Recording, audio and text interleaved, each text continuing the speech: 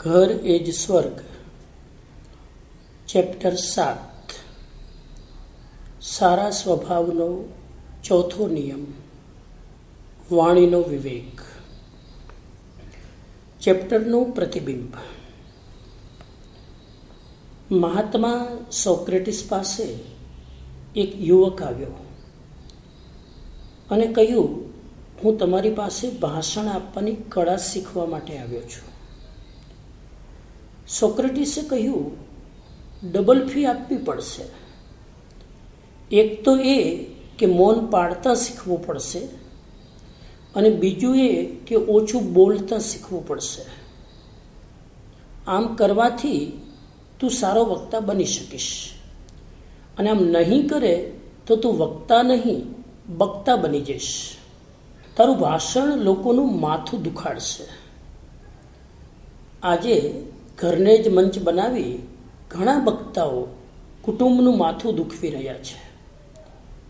દુનિયાના અડધા ઝઘડા એકલી જીભે ઊભા કર્યા છે. બોલતા આવડી જાય અને બોલવામાં સંયમ રાખતા આવડી જાય તો આ જ જીભ ઝઘડાને શાંત પણ કરી શકે. ધીરે ધીરે ઓછું બોલવાની આદત પાડો, ઘણો જ લાભ થશે. બહુ બોલીને કોઈ લાભ થયો હોય એવું ક્યારેય જોયું નથી. માટે હવે ઓછું બોલવાનો પ્રયત્ન કરો. ઓછું બોલનાર પોતાના મનને તો શાંત રાખે જ છે, પોતાના ઘરને પણ શાંત રાખવામાં નિમિત્ત બને છે. ઓછું બોલવું એ મારી દૃષ્ટિએ સારા સ્વભાવનો ચોથો નિયમ છે. આવો સ્વભાવ પ્રભાવની શક્તિ પણ પેદા કરે છે. ઓછું બોલનાર સૌને પ્રિય લાગે છે. વધુ બોલનાર પાસે કોઈ બેસવા પણ નથી ઈચ્છતો. આ કળિયુગમાં તમારા નિર્દોષ મનથી બોલાયેલા શબ્દો ક્યારેક તમારી જ ઊંઘ હરામ કરી નાખે એમ પણ બને. મને લાગે છે કે કદાચ એટલા માટે જ જીભની ચારેય બાજુ કુદરતી 32 ચોકીદાર મૂક્યા હશે. ધ્યાનથી આ પ્રકરણ સાંભળો અને તેના શ્રવણથી તમારી વાણી સંયમિત બને એવી પ્રભુને પ્રાર્થના. ચેપ્ટરનો પ્રારંભ. સારા સ્વભાવનો ચોથો નિયમ, વાણીનો વિવેક. આજે લગભગ પ્રત્યેક ઘર જાણે નર્ક બની ગયું છે. એનું એકમાત્ર કારણ એ છે કે આપણો સ્વભાવ સારો નથી. જ્યાં સ્વભાવની સુંદરતા હશે ત્યાં નર્ક સમાન ધરતી પણ સ્વર્ગ સમાન બની જશે અને જ્યાં સ્વભાવ ગરમ હશે ત્યાં સ્વર્ગ સમાન ધરતી પણ નર્ક સમાન બની જશે. આજે પરિવારો ખંડિત થતા જાય છે. સાસુ વહુ, ભાઈ ભાઈ, પિતા પુત્ર, મા દીકરી પણ સાથે રહેવા તૈયાર નથી. એનું મુખ્ય કારણ એ જ છે કે તેમના સ્વભાવ પરસ્પરને અનુરૂપ હોતા નથી. ભારે અચરજની વાત છે કે બે મિત્રો સાથે રહી શકે છે પરંતુ બે ભાઈઓ સાથે રહી શકતા નથી. ક્યાં ગયા રામ અને લક્ષ્મણના સંસ્કાર? એ સંસ્કાર આજે તો જાણે બોલવા, સાંભળવા અને વાંચવાની ચીજ બની ગયા છે. જીવવાના આદર્શ રહ્યા નથી. ખૂબ ઓછા પરિવાર એવા હશે જેના સભ્યો સંપથી સાથે રહેતા હોય. સાથે રહેવાનું એ જ રહસ્ય છે કે પરિવારના સભ્યો પરસ્પરના વિચારોને સહિષ્ણુતાથી અને સન્માનપૂર્વક જુએ છે. આમ કરવાથી કોઈ નાનું થઈ જતું નથી. હકીકતમાં બીજાઓને સન્માન આપનાર જ સાચા અર્થમાં મહાન હોય છે. આગળના 3 પ્રકરણોમાં આપણે સારા સ્વભાવના 3 નિયમોની ચર્ચા કરી હતી. આ પ્રકરણમાં આપણે ચોથા નિયમની ચર્ચા કરીશું. સારા સ્વભાવનો ચોથો નિયમ છે વાણીનો વિવેક. વાણીનો વિવેક સારા સ્વભાવનું આભૂષણ છે, કારણ કે પ્રત્યેક વ્યક્તિના સ્વભાવની ઓળખ તેની વાણી દ્વારા જ થતી હોય છે. વાણીનો વિવેક હશે તો પરિવાર ક્યારેય ખંડિત નહીં થાય, અને કદાચ ખંડિત થશે તો વાણીના વિવેક દ્વારા તેને જોડવામાં વિલંબ નહીં લાગે. વાણીનો વિવેક ઘરને સ્વર્ગથી પણ અધિક સુંદર બનાવે છે, કારણ કે સ્વર્ગ તો માત્ર ભૌતિક સુખ સુવિધાઓનું સ્થાન છે, પરંતુ પરિવાર ભૌતિક સમૃદ્ધિની સાથોસાથ માનસિક શાંતિ અને આધ્યાત્મિક ઉન્નતિનો આધાર પણ બને છે. અહીં આપણે વાણીના વિવેકની કેટલીક બાબતો અંગે ચર્ચા કરીશું. સર્વાધિક મહત્વપૂર્ણ વાણીનો વિવેક. મૌન કરતાં વાણીના સંયમનું મહત્વ વિશેષ છે, અને વાણીના સંયમ કરતાં પણ વાણીના વિવેકનું મહત્વ વિશેષ છે. કારણ કે મૌનમાં કશું જ બોલવાનું હોતું નથી. તેથી તે વાણીના સંયમની અપેક્ષાએ સરળ છે. વાણીના સંયમમાં બોલવાનું તો હોય છે, પરંતુ જેટલું આવશ્યક હોય એટલું જ બોલવાનું હોય છે. બોલતી વખતે બોલવા ઉપર નિયંત્રણ જાળવવું એ કપરી સાધના છે, અને એથી પણ વધુ કપરી સાધના વાણીના વિવેકની છે. કારણ કે વાણીનો સંયમ તો કદાચ સિદ્ધ કરી શકાય, એમાં મન ઉપર થોડુંક નિયંત્રણ કરવાની જ જરૂર હોય છે.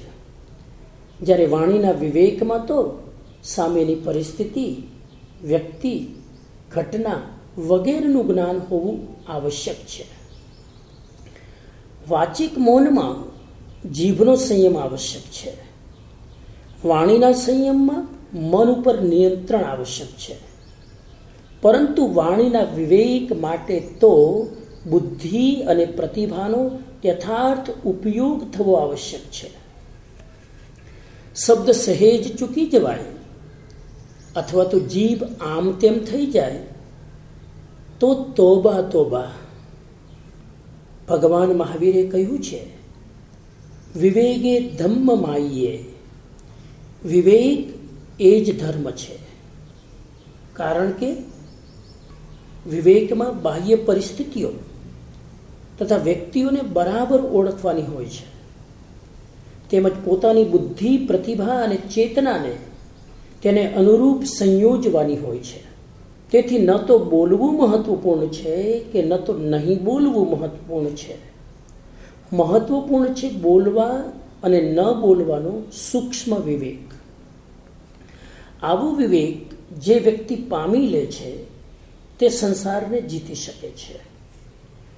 વાણીના વિવેક માટે 6 બાબતો મહત્વપૂર્ણ છે. એક પ્રાચીન શ્લોકમાં કહેવામાં આવ્યું છે, હિતમ મિતમ પ્રિયમ સ્નિગ્ધમ મધુરમ પરિણામી યત ભોજનમ વચનમ ચાપી યુક્તમ મુક્તમ પ્રશસ્યતે. હિતમ મિતમ પ્રિયમ સ્નિગ્ધમ મધુરમ પરિણામી યત ભોજનમ વચનમ ચાપી યુક્તમ મુક્તમ પ્રશસ્યતે. જે હિતકર હોય,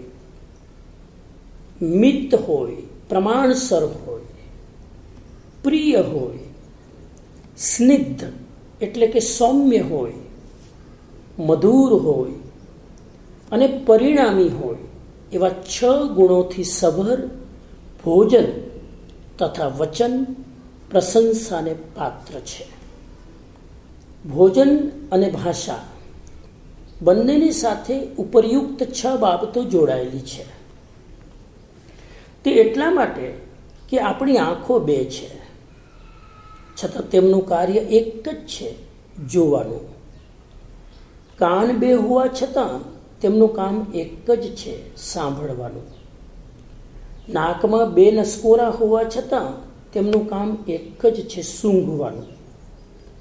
જ્યારે આપણી જીભ એક જ હોવા છતાં તેના કામ 2 છે, ખાવાનું અને બોલવાનું. આ લાલીબાઈ વધુ ખાઈને પણ બગાડી શકે છે અને વધુ બોલીને પણ બગાડી શકે છે. ખાવામાં ધ્યાન ન રાખે તો અંદર બગાડે છે, અને બોલવામાં ધ્યાન ન રાખે તો બહાર બગાડે છે. ખાય તો હોસ્પિટલ અને બોલે તો મહાભારત. તેથી જીભ ઉપર વિશેષ વિવેક કેળવવો આવશ્યક છે. આપણે આ 6 ગુણો વિશે થોડો વિચાર કરીએ. 1. હિતકર બોલીએ. ભાષા એવી બોલો કે જેથી બીજાઓનું હિત થાય. ક્યારેક સામેની વ્યક્તિની ખામી બતાવવી તેના માટે હિતકર હોય છે, પણ ક્યારેક સામેની વ્યક્તિની નબળાઈ બતાવવા જતાં તે દુશ્મન પણ બની શકે છે. ક્યારેક સારી વાત પણ સામેની વ્યક્તિને ડંખે છે. તેથી અત્યંત સમજી વિચારીને ભાષાનો પ્રયોગ કરવો જોઈએ. સામેની વ્યક્તિનો સ્વભાવ તથા તેના વ્યક્તિત્વને સમજીને વાત કરવી જોઈએ. ભાષા એવી બોલો કે જેથી તેનું ભલું થાય, કલ્યાણ થાય. કોઈને નુકસાન કરવાની વૃત્તિથી ક્યારેય કશું ન બોલવું જોઈએ. મિત બોલીએ. મેં ગુજરાતીમાં એક સુવાક્ય વાંચ્યું હતું. વધારે બોલીને જીતનાર લોકો કરતાં વધારે બોલીને પાયમાલ થનારાઓની સંખ્યા ઘણી મોટી હોય છે. વધારે બોલીને જીતનાર લોકો કરતાં વધારે બોલીને પાયમાલ થનારાઓની સંખ્યા ઘણી મોટી હોય છે. અર્થાત ઓછું બોલીને નુકસાન કરનારાઓની અપેક્ષાએ વધુ બોલીને બગાડનારાઓની સંખ્યા અધિક છે. જેટલું જરૂરી હોય એટલું જ બોલો. વધારે બોલનાર વ્યક્તિ પોતાની વાણીમાં પોતે જ વિષ ઘોળે છે. વધારે બોલનાર વ્યક્તિનું મન અસ્થિર અને ચંચળ હોય છે. જો મનને શાંત, એકાગ્ર અને સ્થિર કરવું હોય તો પ્રથમ શરત એ છે કે ઓછું બોલો. વધારે બોલનાર વ્યક્તિ પોતાની અણમોલ શક્તિને વ્યર્થ વેડફે છે. વધુ બોલનારને લોકો વાચાળ કહે છે. વધારે બોલનાર લોકોએ કોઈને કોઈ રીતે અસત્યની શરણાગતિ લેવી જ પડે છે. ઘણા લોકો વચન સિદ્ધિ પામવા ઈચ્છે છે, પરંતુ વચન સિદ્ધિ અનાવશ્યક બોલનારને ક્યારેય સિદ્ધ થતી નથી. વચન સિદ્ધિ પ્રાપ્ત કરવા માટે વાણીનો સંયમ સૌથી વિશેષ આવશ્યક છે. જે વ્યક્તિ ઓછામાં ઓછું બોલવાનું જાણે છે તે સહેલાઈથી વચન સિદ્ધિ પ્રાપ્ત કરી લે છે. વચન સિદ્ધિ વાણીનો સંયમ કરવાથી મળે છે. પછી એ વ્યક્તિ જે કંઈ બોલે છે એવું જ પ્રકૃતિમાં થવા લાગે છે. જે બોલવાનું આવશ્યક હોય ત્યાં મૌન પાડવાનું અનુચિત છે. આવશ્યક હોય ત્યાં બોલવું જ જોઈએ, અને જે બોલવાનું આવશ્યક ન હોય ત્યાં મૌન જ શોભે છે. ક્યાં બોલવું જોઈએ અને ક્યાં મૌન પાડવું જોઈએ એ અંગે વિવેક કેળવવો જોઈએ. ઘણા લોકોને બોલવાની બીમારી હોય છે. તેઓ આખો દિવસ બોલતા જ રહે છે. બોલ્યા વગર તેમને ચેન પડતું નથી. આવા લોકો માત્ર બીજાઓને જ કષ્ટ નથી આપતા, પોતે પણ કષ્ટ ભોગવતા હોય છે. ભગવાન મહાવીરે સાધકને ભાષા સમિતિનું સૂત્ર આપ્યું. ભાષા સમિતિ એટલે સંયમપૂર્વક સમ્યક ભાષાનો પ્રયોગ કરવો. ભાષાની સમ્યક ક્રિયા એ જ ભાષા સમિતિ છે. તમે તમારું પોતાનું જ આત્મલોચન કરો કે તમને ઓછું બોલવાની ટેવ છે કે વધારે બોલવાની. વધારે બોલવાની ટેવ હોય તો સંકલ્પ કરો, આજથી ઓછું બોલવાનો પ્રયત્ન કરીશ. વધારે બોલવાથી વાત બગડી જાય છે, સુધરતી નથી. બાળકોને કશું કહેવાનું જ હોય તો તેમને પાસે બેસાડીને શાંતિથી કહો, તેમને સમજાવો. એ માટે પણ કોઈ ચોક્કસ સમય હોવો જોઈએ. બાળકોને ઉચ્ચ સંસ્કાર આપતા પહેલા માતા પિતાએ પોતાની ખોટી આદતો અને વૃત્તિઓ પર નિયંત્રણ કેળવવું જોઈએ. ઓછું બોલવું એ અનેક સમસ્યાઓનું સમાધાન છે. હું જોઉં છું કે હજારો લોકો અર્થ વગર, પ્રયોજન વગર બોલતા જ રહે છે. જો સંસારમાં વ્યર્થ બકવાસ બંધ થઈ જાય તો સમાજ અને પરિવારમાં શાંતિનો સ્રોત પ્રગટી ઉઠે. પરંતુ ઓછું બોલવા માટે તો કોઈ શિક્ષણ પ્રશિક્ષણ છે જ નહીં. ચારે તરફ શોર બકોર જ જોવા મળે છે. આપણે પોતાનાથી જ વાણીના સંયમની શરૂઆત કરીએ. 15 દિવસ ઓછું બોલીને અનુભવ કરીએ કે કેટલો મોટો લાભ થાય છે. 3. પ્રિય બોલીએ. સત્યમ બ્રુયાત પ્રિયમ બ્રુયાત મા બ્રુયાત સત્યમ પ્રિયમ. નીતિવાક્ય કહે છે, સાચું બોલો પરંતુ પ્રિય બોલો. સત્ય પણ અપ્રિય લાગે તેવું ન બોલો. માત્ર સત્ય બોલવું જ પર્યાપ્ત નથી, કારણ કે સત્ય બોલીને પણ તમે કોઈકને આઘાત પહોંચાડી શકો છો. સત્ય બોલવા દ્વારા તમારું પ્રયોજન કોઈકને દુઃખી કરવાનું પણ હોઈ શકે છે. આપણે ત્યાં કહેવાય છે, કાણાને કાણો નવ કહીએ, કડવા લાગે વેણ, ધીમે રહીને પૂછીએ, સિદ્ધ ગુમાવ્યા નેણ. કાણાને કાણો નવ કહીએ, કડવા લાગે વેણ, ધીમે રહીને પૂછીએ, સિદ્ધ ગુમાવ્યા નેણ. કાણાને કાણો કહેવો એ સત્ય તો છે, પરંતુ પ્રિય નથી. એટલે જ આપણે આંધળાને આંધળો કહેવાને બદલે સુરદાસજી કહીએ છીએ, પ્રજ્ઞાચક્ષુ કહીએ છીએ. એક વખત રાજા ભોજના દરબારમાં એક સત્યવાદી પણ વ્યવહારિકતાનું જ્ઞાન ન ધરાવનાર જ્યોતિષીએ રાજાની કુંડલી જોઈને કહ્યું, રાજન, તમે મને તમારા ભવિષ્ય વિશે કશું ન પૂછો એ ઉચિત છે. રાજાએ પૂછ્યું, એમાં ચિંતાની શી વાત છે? જે હોય તે નિર્ભય બનીને કહો. જ્યોતિષીએ કહ્યું, તમારી નજર સામે જ ઘરના તમામ સ્વજનો મૃત્યુ પામશે. તમારી નજર સામે જ ઘરના તમામ સ્વજનો મૃત્યુ પામશે. તમારે તમામ સ્વજનોનું મોત સગ્ગી આંખે જોવું પડશે. રાજા ગુસ્સે થયો, પરંતુ બિચારો શું કરે? જ્યોતિષીને અપમાનિત કરીને તેણે બહાર મોકલી દીધો. એવામાં રાજા પાસે કવિ કાલિદાસ પહોંચ્યો. કાલિદાસે કહ્યું, લાવો તમારી કુંડળી, જરા હું પણ જોઈ લઉં. રાજા ભોજે કહ્યું, હવે તમે કુંડળી જોઈને શી નવી વાત કહેશો? કાલિદાસે આગ્રહ કર્યો એટલે રાજાએ તેમને પોતાની કુંડળી જોવા માટે આપી. કુંડળી જોઈને કાલિદાસનો ચહેરો ખીલી ઉઠ્યો.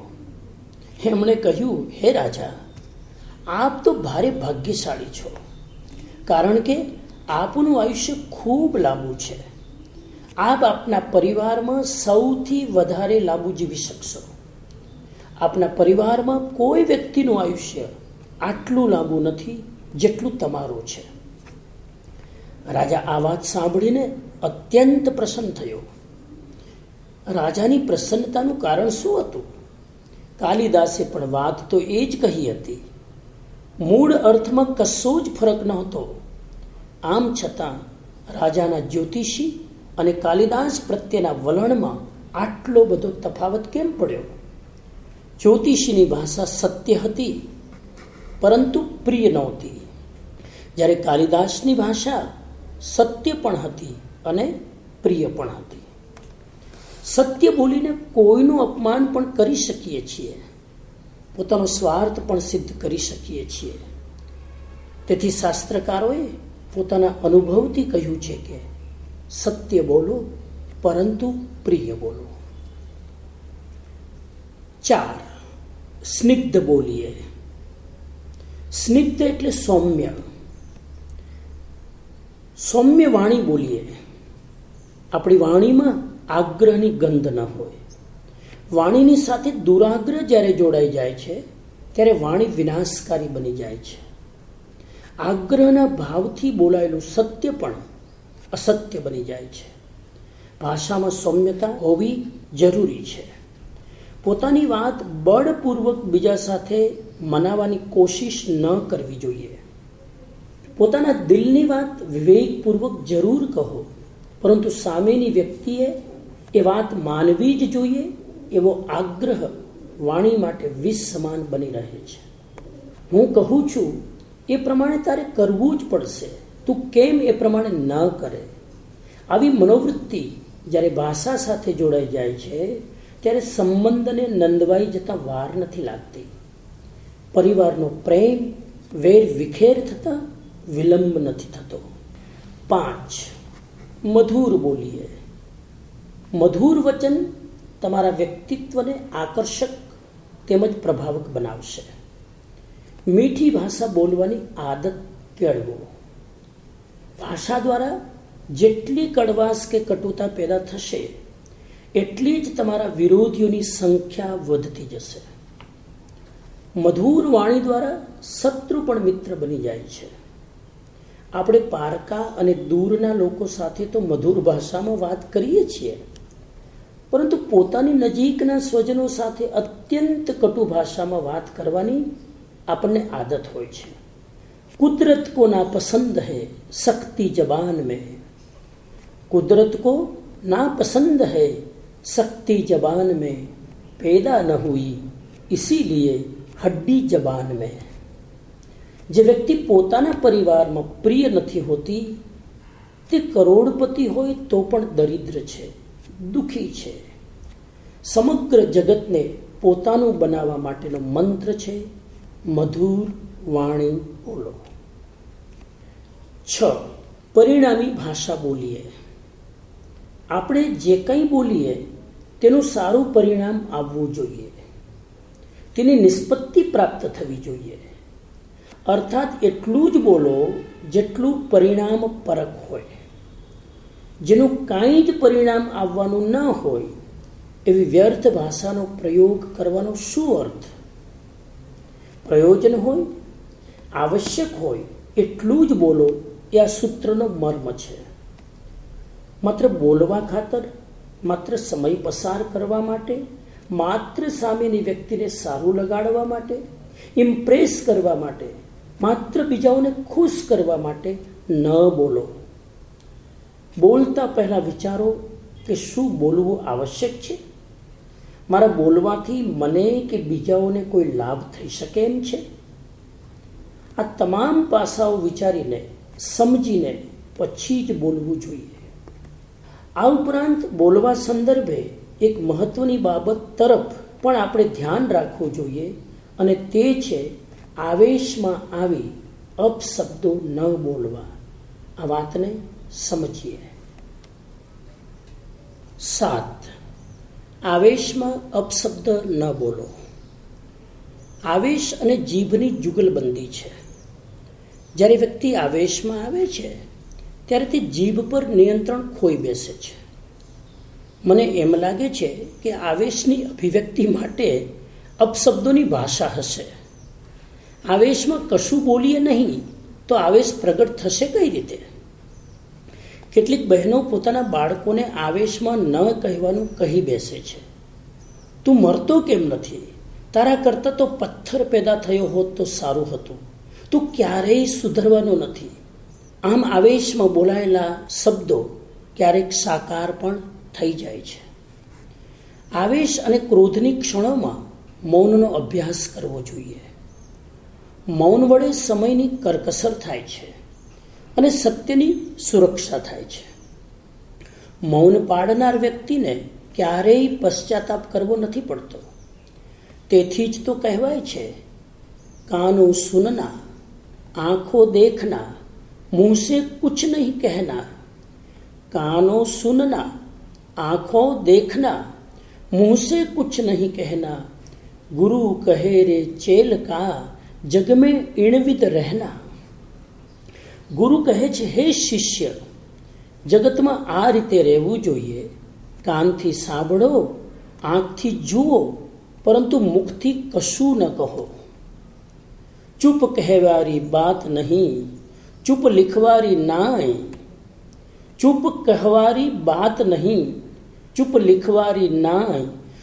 ચૂપ સમજ્યારી બાત હૈ, સમજ્યા ચૂપ હો જાય. ચૂપ એ કહેવાની વાત નથી કે ન તો ચૂપ એ લખવાની વાત છે. ચૂપ તો સમજવાની વાત છે, કારણ કે જે ચૂપને સમજી જાય છે તે ચૂપ જ થઈ જાય છે. ચૂપ રહેવું એ મોટી સાધના છે. ભગવાન મહાવીરે એથી જ સાધક માટે વચનગુપ્તિનું સૂત્ર આપ્યું.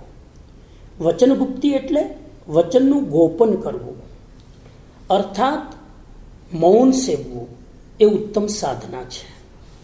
પરંતુ એટલી જ કઠિન સાધના પણ છે. કઠિન એટલા માટે કે આપણને બોલવાની બહુ ભારે ટેવ છે. આ જગતમાં સૌથી મુશ્કેલ સાધના ચૂપ રહેવાની છે. માણસની ઘણી બધી મુશ્કેલીઓ પૈકી આ પણ એક મુશ્કેલી છે કે તે ચૂપ નથી રહી શકતો. એક પત્ની અને પતિ બંને વચ્ચે દરરોજ બોલાચાલી થતી હતી. એક દિવસ પત્નીએ પતિને કહ્યું, હું સંતોષી માતાના મંદિરે જઈને આવું છું. પતિએ પૂછ્યું, તું શા માટે મંદિર જાય છે? પત્નીએ કહ્યું, ઘરમાં અશાંતિ રહે છે ને, તેથી મંદિરે જઈને શાંતિનો મંત્ર પૂછી આવું. પતિએ કહ્યું, શાંતિનો મંત્ર? તું મને જ પૂછ ને, તું ચૂપ રહે, બસ એ જ શાંતિનો મંત્ર. તારો બકવાસ પોતે જ અશાંતિ ઊભી કરે છે. તું ચૂપ રહેવાનું શીખી લે, પછી જો શાંતિ પોતે જ તારી પાસે સામેથી આવી જશે. આથી દરરોજ 1 કલાક મૌનનો અભ્યાસ કરવો જોઈએ. મૌનમાં સહેજ પણ અવાજ કે ન થવું જોઈએ. કંઠ સંપૂર્ણ નિષ્ક્રિય રહેવો જોઈએ. પ્રાતઃકાળે 1 કલાક મૌન રાખવાથી આખો દિવસ શાંતિ જળવાઈ રહે છે. જે પરિવારના સભ્યો ઘરમાં 1 કલાકની મૌન સાધના નથી કરતા, તેઓ પરિવાર અને ઘરની શાંતિ તોડવામાં નિમિત્ત બને છે. ભારતમાં એક બહુ મોટા આત્મજ્ઞાની થઈ ગયા, રમણ મહર્ષિ. તેઓ ઊંડા મૌન અને ધ્યાનની સાધના કરતા હતા. તે અદ્ભુત સાધક હતા. કહે છે કે તેમના મૌનથી લોકોની મુસીબતો દૂર થઈ જતી. તેથી જ તો અનુભવીઓએ કહ્યું છે, ગુરુસ્તુ મૌનમ વ્યાખ્યાનમ, શિષ્યાસ્તુ છિન્ન સંશયા. ગુરુના મૌન વ્યાખ્યાનથી શિષ્યના તમામ સંશય દૂર થઈ જાય છે. મૌનનો થોડોક અભ્યાસ કરવો જોઈએ.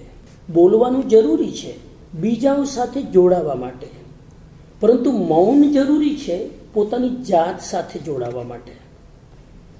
પોતાની જાત સાથે જોડાયા વગર બીજાઓ સાથે જોડાવાનું ખૂબ ખતરનાક નીવડી શકે છે.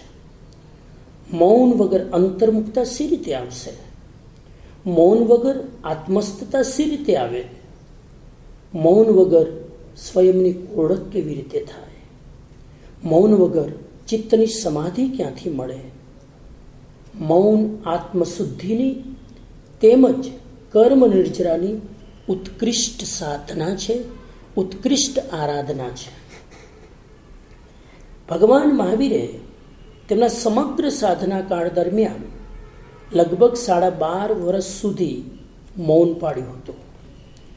કદાચ તેમનું માનવું એમ હશે કે આત્માનુભવ વગર બોલવાનો કોઈ અર્થ નથી. મૌન થકી તેમનું મન પણ અંદર તરફ વળ્યું.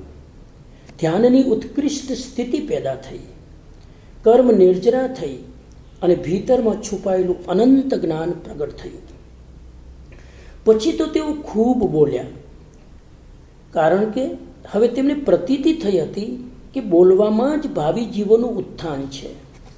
એ વખતે સ્થિતિ એવી હતી કે રોકાવું હોય તો પણ તેઓ રોકાઈ શકે તેમ ન હતા, કારણ કે વાદળ પાણીથી ભરાઈ જાય તો વરસી પડે, ફૂલ સુગંધથી ભરાઈ જાય ત્યારે તે સુગંધ પ્રસરાવે જ.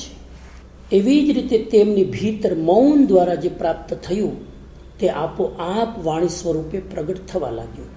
પણ એમાં એમનો કર્તૃત્વ ભાવ નહોતો, કર્તાપણાનો ભાવ નહોતો.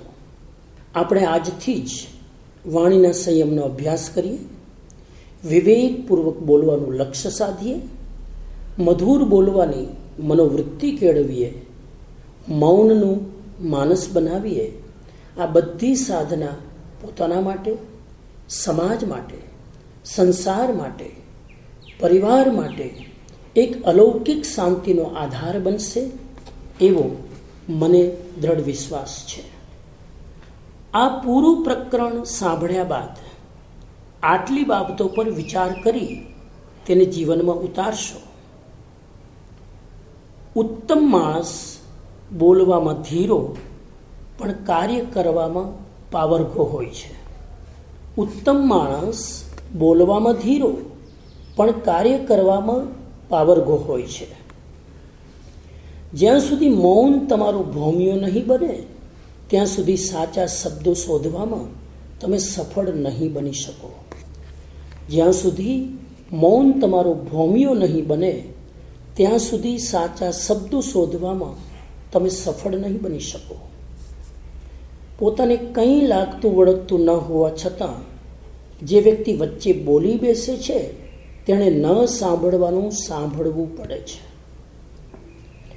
દિલની વાત ટૂંકમાં કહેવાની કળા જેને ના આવડે એને જ બોલ બોલ કરવાનું વ્યસન વળગે છે. કોઈ પણ વાત કહી નાખવાનું સાહસ પર્યાપ્ત નથી. તેને કેવી રીતે કહેવી એ કળા પણ આવડવી જોઈએ. મૌન સહેલું છે, પરંતુ ઓછું બોલવું અઘરું છે. વધારે બોલીને જીતનાર લોકો કરતાં વધારે બોલીને પાયમાલ થનારાઓની સંખ્યા ઘણી મોટી છે. કુટુંબની શાંતિ માટે ઓછું બોલવું એ સૌથી વધુ ઉપયોગી અને અસરકારક મંત્ર છે. અજમાવી જોજો. વગર વિચારે એક પણ શબ્દ બહાર સરી ન પડે તેનું ધ્યાન રાખજો. નહીતર એ એક શબ્દ પણ કુટુંબને પાયમાલ કરી શકે છે. પ્રકરણના અંતમાં એક સુવાક્ય: સંસારમાં એક પણ દુઃખ એવું નથી, સંસારમાં એક પણ દુઃખ એવું નથી કે જેથી આપઘાત કરવાની જરૂર પડે. ચેપ્ટર સંપન્ન.